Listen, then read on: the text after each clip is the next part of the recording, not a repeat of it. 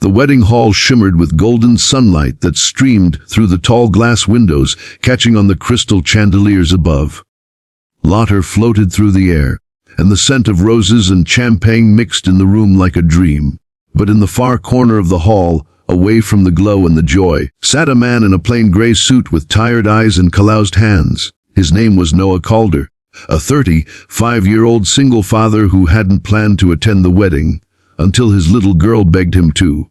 He wasn't family, not even a close friend, just a guest, a quiet man who kept to himself. Yet that afternoon, among laughter and vows and tears of joy, his life was about to change in a way he couldn't have imagined. If you believe in kindness, second chances, and stories that heal the heart, please take a moment to like, comment, share, and subscribe to Kindness Journal. It helps more beautiful stories like this reach others who might need a reason to believe again. Noah had been through storms most people couldn't see. 2 years ago, he'd lost his wife, Elara, in a car accident. One rainy night, she was driving home after working a late shift at the diner. The call came at 11:37 p.m. Noah never forgot that moment. The cup of tea cooling beside him. The way his little girl, Sophie, had fallen asleep on the couch, clutching her mother's scarf. From that night on, his world had felt like it had cracked in half. Life since then had been a blur of double shifts, school runs, and quiet dinners where Sophie asked questions that made his throat ache. "Does Mama see us from heaven?" "Daddy," she would whisper, and Noah would force a smile. "She does, baby." Every single day. He didn't want to attend the wedding that afternoon. It was for a distant cousin he barely knew, and the thought of seeing brides and vows again felt like reopening an old wound. But Sophie had worn her best yellow dress and said, "Please, Daddy, let's go. Maybe it'll make you smile again." So he went. For her, the ceremony was beautiful. Music floating like a hymn, petals scattered across the aisle, and laughter that echoed from the garden. Noah sat quietly, Sophie on his lap, watching everyone celebrate love as though it would never end. His heart twisted painfully, remembering when he'd once believed the same. After the vows, guests moved to the reception area, a wide open hall filled with sunlight, flowers, and music. People danced, toasted, hugged. Noah stood near the back, holding a glass of sparkling water, trying not to draw attention. But then, something, or rather someone, caught his eye. Across the room stood a woman in a soft lilac gown, her brown hair curled elegantly, her smile bright but not careless.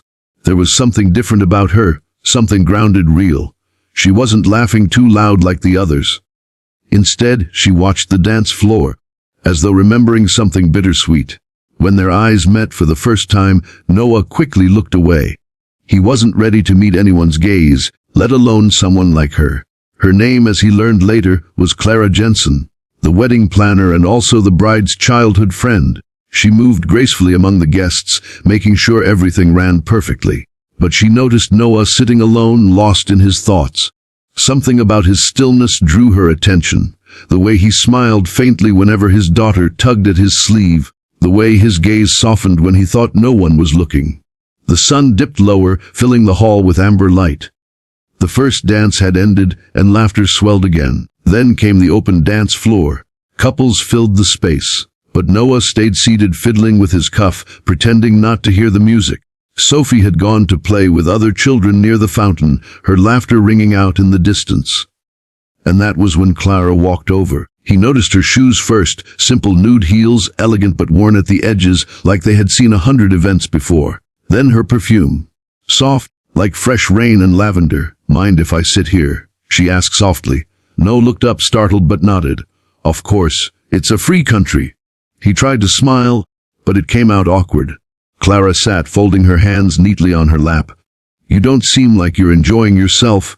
"I'm fine," Noah said. "Just here for the food." She murmured, studying him. "And yet you haven't touched your plate." That made him chuckle, just a little. "You're observant." "It's my job," she said, smiling. "I notice people." They talked for a while, small, cautious words at first, then longer ones. She told him she'd been planning weddings for 8 years, had seen every kind of love story, and still believed in them, even though her own had ended in heartbreak. He told her about Sophie, about Elara, and how he still wore his wedding ring because taking it off felt like saying goodbye twice. Something unspoken hung between them, fragile and real. Then, as the band started a slow song, Clara stood and extended her hand toward him. Her eyes were warm, steady. "Dance with me," she said. Noah blinked. "I'm not really." "Just one dance," she said softly, "before you notice what it means." There was something in her tone, a mixture of courage and kindness, that disarmed him completely. He hesitated, then slowly took her hand. The world seemed to fade as they stepped onto the dance floor. The music swelled soft and tender. Her hand fit perfectly in his, her other hand resting lightly on his shoulder. For a moment, he forgot the noise, the people, the pain. They moved gently, swaying to the rhythm. His chest tightened, not from sorrow but something close to hope, an emotion he hadn't felt in a long time. He didn't say much, but Clara did. She spoke about beginnings, about how sometimes life's broken pieces still reflect the light. And when the song ended, Noah realized his fingers were still intertwined with hers. For a brief heartbeat, it didn't feel wrong. It felt like breathing again. Later that evening, as guests left and the stars began to appear, Noah helped Clara gather decorations. They laughed when a balloon popped near them and Sophie ran up, waving a cupcake in triumph. "Daddy!" "Miss Clara gave me two," she said proudly. Clara knelt and smiled. "That's because you have the brightest smile here, Sophie." Noah watched her with his daughter, gentle, patient, kind. Something in his chest stirred again. Not love, not yet, but warmth. The kind of warmth that hinted life wasn't finished, surprising him. Over the next few weeks, fate seemed to weave them together again and again. Sophie's school hired Clara's event company for a fundraiser, and Noah volunteered to help with logistics. Their paths crossed, conversations deepened, laughter returned. He learned that Clara had once been engaged to a man who left her on her wedding day, and though she healed, she never let bitterness steal her gentleness. One afternoon, while setting up tables in the school hall, Clara looked at Noah and said, "You ever think maybe the hardest things happen to make room for something better?" He paused, meeting her gaze. "I used to think the world was punishing me," he said. "Now I'm not sure what to think." She smiled softly. "Maybe it's just preparing you." That night, as he tucked Sophie into bed, she whispered, "Daddy, are you going to dance again, like with Miss Clara?"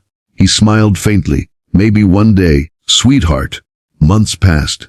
Their friendship deepened into something more meaningful, yet unspoken. They both carried wounds, yet somehow in each other's presence, they found quiet healing.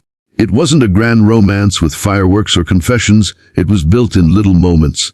The way Clara brought soup when Sophie was sick. The way Noah fixed a leaky pipe in her studio without being asked.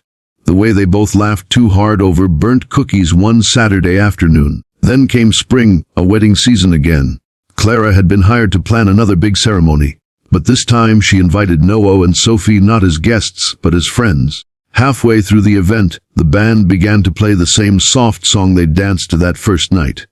Clara found Noah standing by the balcony, watching the sky blush with sunset. Without a word, she walked up to him, her heart pounding. "No," she said quietly, "you remember this song?" He smiled faintly. "I could never forget." She took his hand again, just as she had that day. "Then dance with me, before you notice." He laughed softly. "Before I notice what?" "That you're smiling again," she whispered. They danced slow and easy. And for the first time in years, Noah didn't feel like a man defined by loss, but by love, patience, and hope. Around them the world blurred into color, and when Sophie came running up to join them, giggling, Clara took her tiny hand too. The three of them danced together as the golden light faded, soft and endless. When the song ended, Noah looked into Clara's eyes and said, "Maybe the hardest things don't break us. Maybe they just show us who's meant to stay." She smiled. "And maybe love doesn't always begin with vows. Sometimes it begins with a dance." If this story touched your heart, please take a moment to like, share, and subscribe to Kindness Journal. Every click helps spread hope and kindness to someone who might be hurting in silence. Special request: comment below. Do you believe that second chances come when we least expect them? As the music played on and the stars shimmered above, a single dad, once just a guest at a wedding, realized he was finally home again. Not because he found love, but because love found him.